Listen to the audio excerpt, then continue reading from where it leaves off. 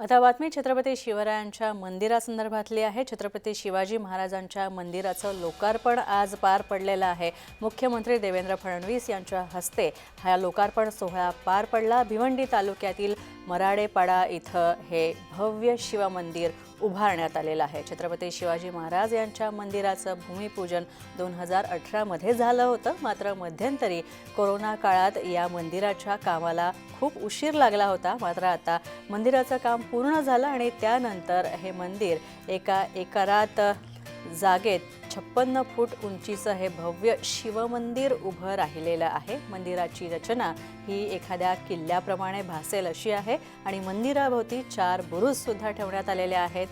36 फूट उंचीचं महाद्वार आहे या शिवमंदिराचं।